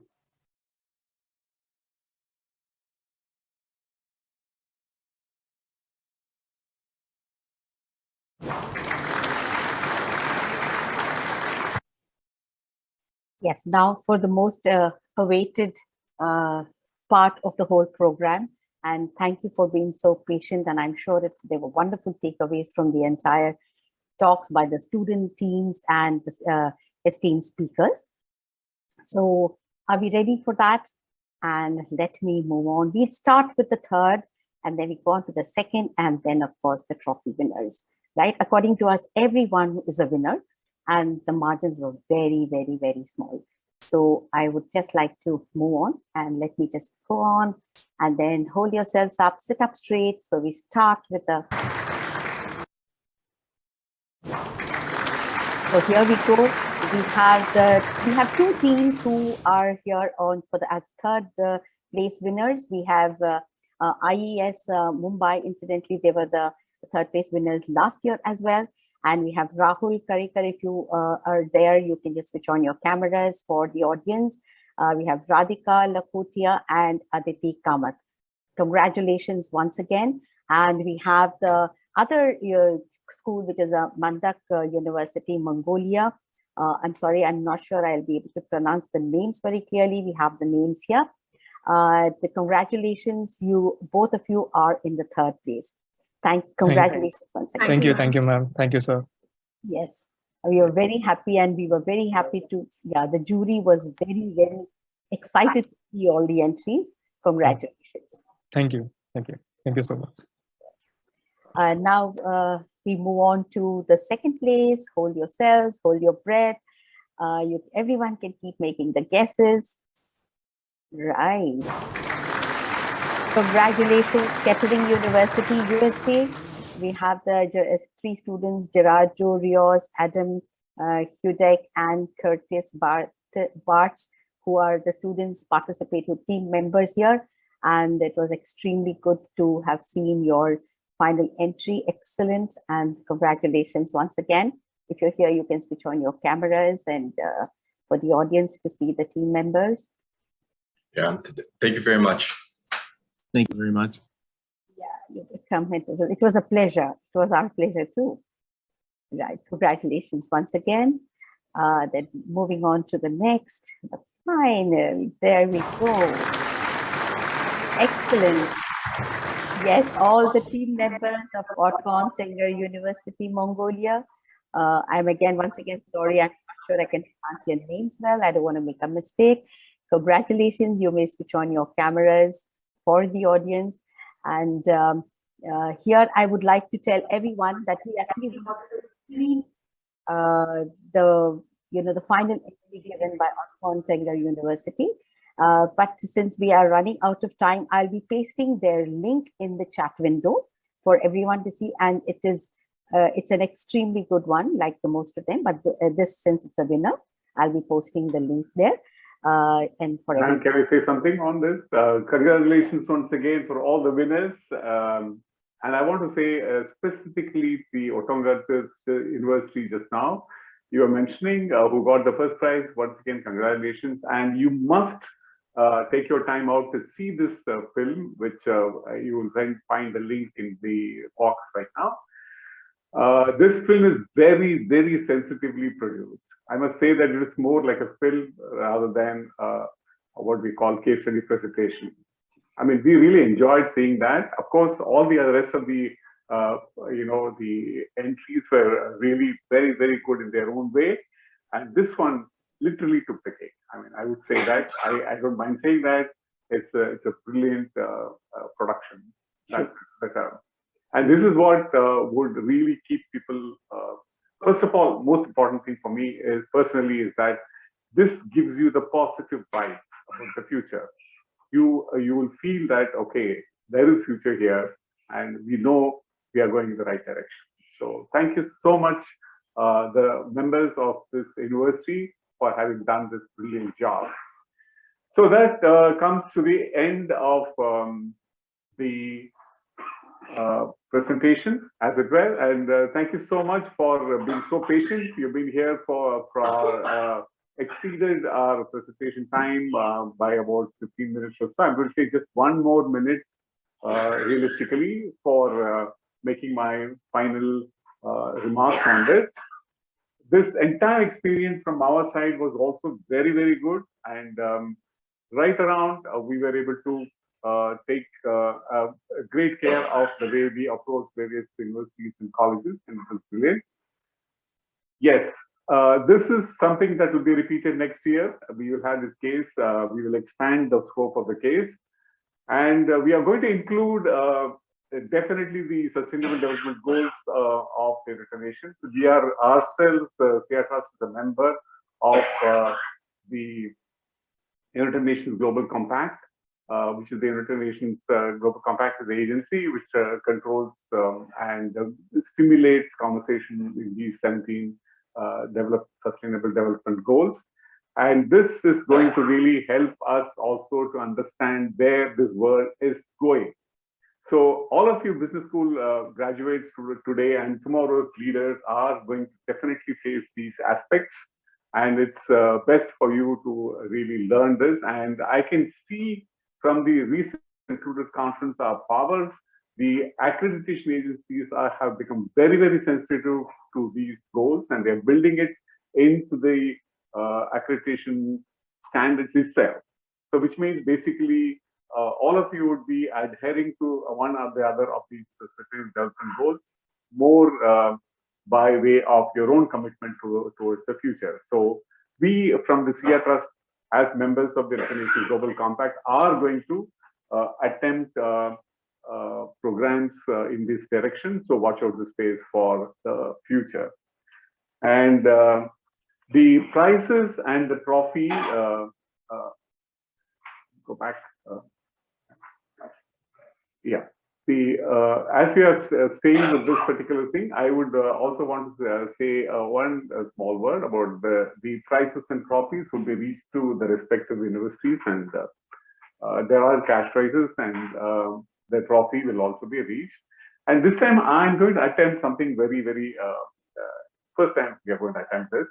We are trying to see if we can send this trophy to the university as a 3D printing design. Probably that's how the technology should be really used. I think we will attempt this. If that attempt fails, obviously the trophy will be sent to you by courier. So this is what I think is our way of handling the whole thing. Ma'am, the next slide, and that will be the last slide. We also have this organization called cycletofuture.com. So you can go into this particular website and then become members of this, because for me, it's more about human effort. The focus should be on human effort. It's not only about entertainment here, it's going to be the future. So we are thinking in terms of developing programs in this area, and we will involve the business schools in this in a big way. And your certificates of participation in this workshop will also be sent to you, I think the next few days. You will be getting a participation certificate, and there will be, we will put our feedback link. Some question was being asked. The feedback link will be in the website, the respective page. You can see that there's a page on the workshop. We also have a newsletter there, which will give a lot of information, and I'm updating this now with the winners. We did not put the winners deliberately so in that, but the rest of the information was there. But now tonight we'll be updating with this information as well. And we also have a channel in which all the last submissions of the 12 teams will also be put up there. So that also we will, and that link will also be provided in the page. So thank you so much for this patience and waiting for the end of this program. Thank you very much. We enjoyed with you all this evening. And once again, our apologies for exceeding our time by about 20 minutes. Thank you so much. Thank you. And ma'am, do you have anything to say at the end? The link to the YouTube channel for the finalists is put up in the chat window.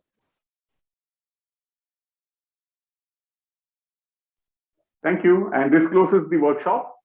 See you next year, 6th Peregrine Global Instant Case Study Competition. And finally, I want to thank the Peregrine Global Organization, Dr. Oli Nodikovan and Alima Jemansuran for their help in getting this going. And I also want to thank my friend, primarily my friend Ramesh Patania, who is the chief photographer of one of the local newspapers, very famous one. He had helped us with your presentations in a major way. We want to thank him very, very sincerely for this help, Ramesh Patania. You're also here, this program, I guess, right through. And we also want to thank the Indus Business Academy, which actually hosted this entire workshop. And we want to specifically mention Dr. Manish Jain, who's the CEO or the chairman of this organization, and Subramanya Karant, who is the IT head of this organization, who did a fantastic job both for our conference as well as for this workshop. Thank you very much, and all of you have a great time, great evening, morning, afternoon, as the time zone goes. Thank you, and all the best to you all. Thank you.